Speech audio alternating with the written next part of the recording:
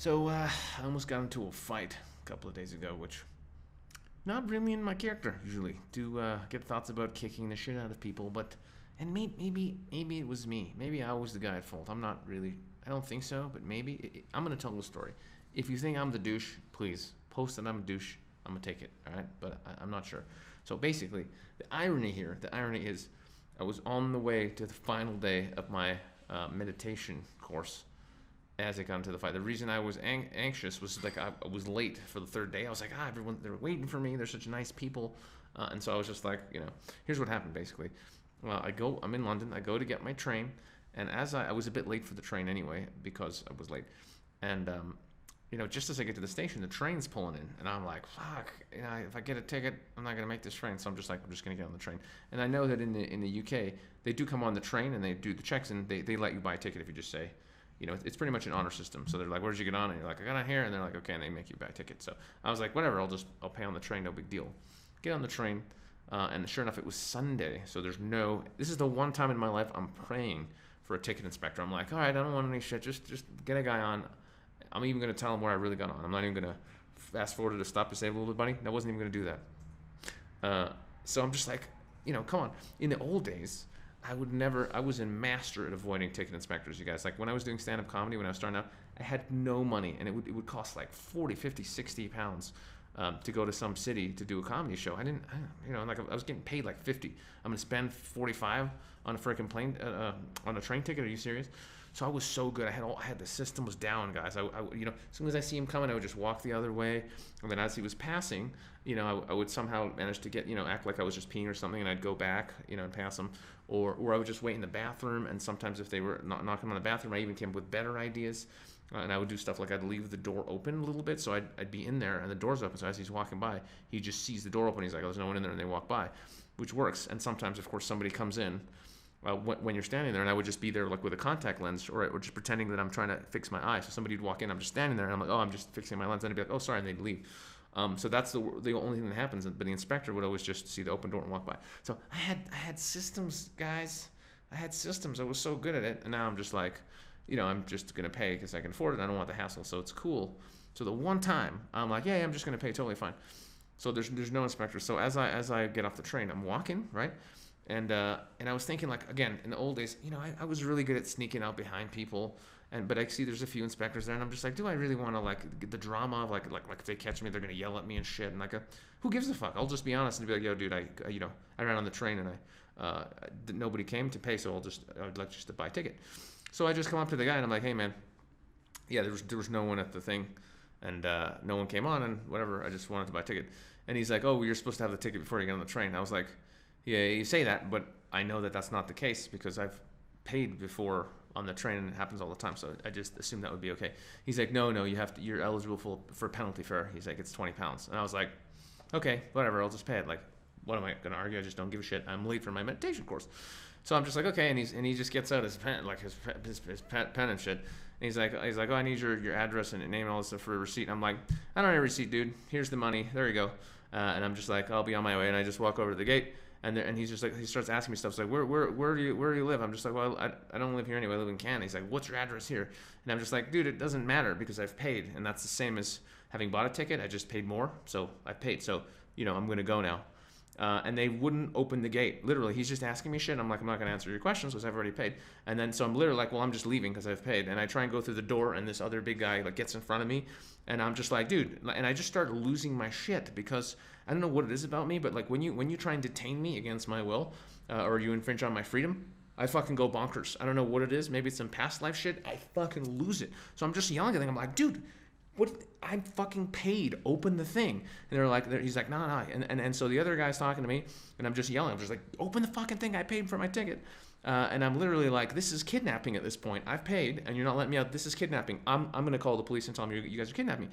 And then this big guy's like, This bad guy's like, hey, you want me to call the police on this guy? I'll call the police. I'm just like, what are you going to tell him? I got a guy here who paid his ticket and we're kidnapping him? What are you talking about? Let me out of the fucking thing. And I'm literally about to lose my shit. And in my head, I'm like, all right, I can take these guys. They're older dudes. There's one big guy and two small guys. So I'm literally, and I've done Muay Thai for months. I'm literally going to grab this big guy's neck. I'm going to knee him in the balls. I'm going to elbow him in the fucking head. He's going to go down. And if the other guys come at me, I'll fucking take him out. And if they don't, I'm just going to throw my shit over. I'm going to joke over. I'm just going to fucking take off. I'm literally like, I'm going to take these guys. I know I can take these guys. And I'm literally just having violence in my head. I'm like, I'm going to fucking kill these dudes because they're kidnapping me. And in my head, even though there's no real danger, like I could have just stood there and been like, okay, dude, how much more of my time you want to waste? But I didn't. Because I was in a rush, and in my head, it's like, it's the end of the world. They're waiting for me at the course. I have to fucking be there now. If I had just waited for him to like write down my name and address, I could have made it up, right? Write down my name and address would have probably taken 2 minutes, and I'd be like, okay, cool, man, see you later. I could have done that, but I didn't, and I just really wanted to go, and I hate, again, I just dislike any fucking authority or people trying to tell me like, and legally, I don't have to tell them my name. There's no, if a police officer, if you're being charged with something, yeah, you have to tell them your name. If you can't pay for something, then legally, especially in the UK, you have to give them, like if you can go into a restaurant, eat food, and go, I don't have any money, and it's not illegal. If you tell them your name and address, and you can show them like, this is where, even you don't even have to show them. You can just tell them, this is my name, this is my address. You can send me the bill or court or whatever you want to. This is who I am, but I don't have any money. They have to let you walk out. That's the law. Okay, so for me, paying the fine, which is equivalent to paying for a ticket, and saying, okay, I'm going to go now, and I'm going, no, we're going to ask you questions. There's no legal basis for them to ask me questions. There's not once I've paid. If I don't have any money, yes, then they can say, well, you owe the money, so we need to know who you are. That's fine. That didn't happen. I paid the fucking money.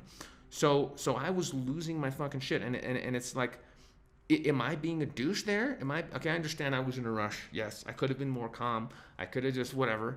But paying the money and being like, okay, guys, I'm out of here. Open the gate. I got to go. I'm late.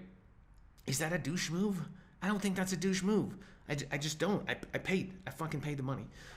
So, yeah, that's just one of those situations where I haven't lost my shit in a long time. I lost my shit, and I was ready I was going to punch someone in the face. I really was going to punch someone in the face. So tell me if you think I was wrong. Like, was I wrong? Was I being bad? I don't think I was being bad. And the three of those guys, two of them were being dick. Like one of them, the main guy I spoke to, he was being a dick. He's just asking me questions and not letting me out. When I'm like, dude, I paid the thing, let me out. This other big guy was again not letting me out. And saying he's going to call the police on me. And then there was a third guy who was older, who had some brains and realized once I'd paid, it was kidnapping to keep me there. And he was just like, no, just open the gate, let him out. And the big guy was like, no, I don't want, no, we should. And the guy was like, no, just let him go, let him go. He said it like 8 times, and they opened it, and I left. And by the way, nice guy that I am, I was gonna turn around and verbally abuse them and flip them off and fucking whatever, and I didn't. I'm just like, nah, I'm just gonna walk away. It's done. And again, I feel like shitty because like I've been doing so well and I'm so happy and I'm working on myself and I feel so good, and I'm almost disappointed with myself that I could be so pissed off just at some dudes just being fucking stupid, you know what I mean? And they were kind of being dicks. Let's be honest. Like once I pay the fine, you could have just let me. You could have just meant, okay, cool, you paid, no problem, get out of here. And I was obviously I was being honest. I was telling the truth. I wasn't trying anything. I was just like, hey man, I didn't have my thing. You want me to? Sure, I'll pay the thing. I wasn't even arguing with them. All right? I just was like not willing to stand around and have more of my time wasted by them. And you know what's something I'm going to do? This is something that people are doing in certain free man movements and stuff. I'm just going to start telling people like, hey man, I bill $400 an hour for my time. So unless, there's a legal precedent for you keeping me here, do you have the power to arrest me? No. I'm literally taking my phone out. And right now, if you're wasting my time, you're going to pay me for this time. And I need you to agree that you're going to be paying me for this time. So I'm recording this right now. And I need you to say that, on camera that you're willing to pay me $400 an hour for my time starting this moment.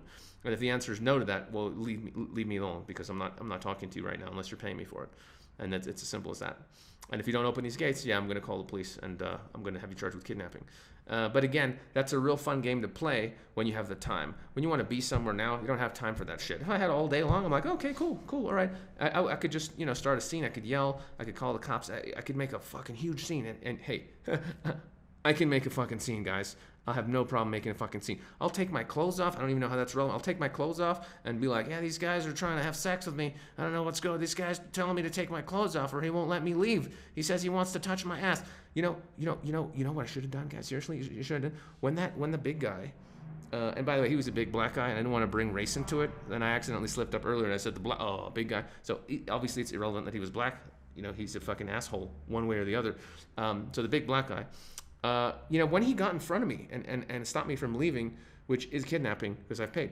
Did I mention I paid already? So it was kidnapping? Okay, just checking. So I should have just been like, this fucking guy touched my dick. This guy touched my fucking dick. This guy touched my dick. Call the police. This guy fucking touched it. I should have just lost. That would have been the best fucking social freedom shit ever. As I'll yell anything. I don't give a fuck. But to see his face when he's trying to kidnap me, me saying he touched my dick, that would have been fucking priceless. And the only reason I didn't do that because I didn't think of it at the time, but I would do that next time.